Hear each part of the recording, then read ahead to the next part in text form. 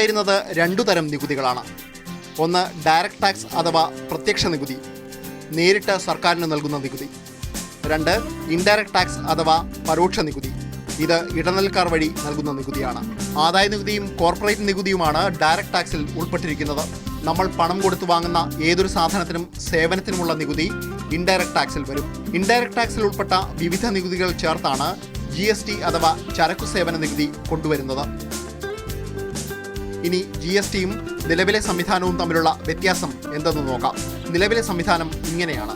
ഒരു ചെറിയ നെയ്ത്തുശാലയിൽ തുണി ഉണ്ടാക്കുന്നുവെന്നിരിക്കട്ടെ, ഓരോ ഘട്ടത്തിലും 10% വീതം നികുതി ഈടാക്കുന്നുവെന്ന സങ്കല്പത്തിലാണ് ഈ കണക്ക്. 50 രൂപ കൊടുത്ത് നെയ്ത്തുകാരൻ നൂലും സാമഗ്രികളും വാങ്ങുന്നു.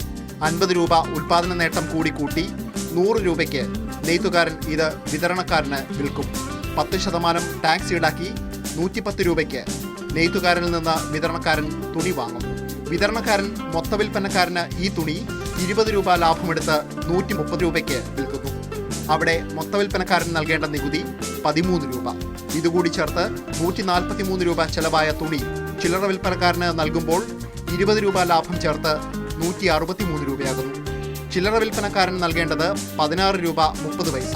വാങ്ങുന്നവന്റെ മുന്നിലെത്തുമ്പോൾ തുണിയുടെ വില 199 രൂപ 30 പൈസ. വാങ്ങുന്നവൻ അടയ്ക്കേണ്ട നികുതി 19 രൂപ 93 പൈസ. ഇതും ചേർത്ത് വിപണിയിലെ വില 219 രൂപ 23 പൈസ. ഇനി GST രീതി നോക്കാം. നെയ്ത്തുകാരൻ 50 രൂപയുടെ സാമഗ്രികൾ വാങ്ങുമ്പോൾ അതിൻ്റെ നികുതി കൊടുത്തു കഴിഞ്ഞു. പിന്നെ ആ സാധനങ്ങൾ GSTയിൽ പെടില്ല. പകരം ഉൽപ്പാദന നേട്ടമായി നെയ്ത്തുകാരൻ എടുക്കുന്ന 50 രൂപയ്ക്ക് മാത്രമാണ് നികുതി എടുക്കുക. അതായത് 10% നികുതി വരുമ്പോൾ 5 രൂപ. ഈ നികുതി കൂടി കൂട്ടി 105 രൂപയ്ക്ക് വിതരണക്കാരൻ തുണി വാങ്ങുന്നു. 20 രൂപ ലാഭമെടുത്ത് 125 രൂപയ്ക്ക് വിതരണക്കാരൻ മൊത്തക്കച്ചവടക്കാരന് തുണി വിൽക്കുന്നു. ഇതിൽ വിതരണക്കാരൻ ലാഭമായി എടുത്ത 20 രൂപയ്ക്ക് മാത്രം അടുത്ത ഘട്ടത്തിൽ നികുതി കൊടുത്താൽ മതി, അതായത് 2 രൂപ.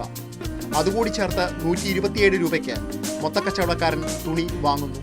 അയാൾ 20 രൂപ ലാഭമെടുത്ത് 147 രൂപയ്ക്ക് തുണി ചില്ലറ വിൽപ്പനക്കാരന് വിൽക്കുന്നു. അവിടെയും നികുതി 2 രൂപ മാത്രം. 149 രൂപ ചെലവാക്കിയിടത്ത് 20 രൂപ ലാഭമെടുത്ത് 169 രൂപയ്ക്ക് ഇത് ഇയാൾ വിപണിയിലെത്തിക്കും. വാങ്ങുന്നവൻ കൊടുക്കേണ്ട നികുതി 2 രൂപ. അപ്പോൾ ആകെ വിപണി വില 171 രൂപ. News desk, Mathrubhumi news.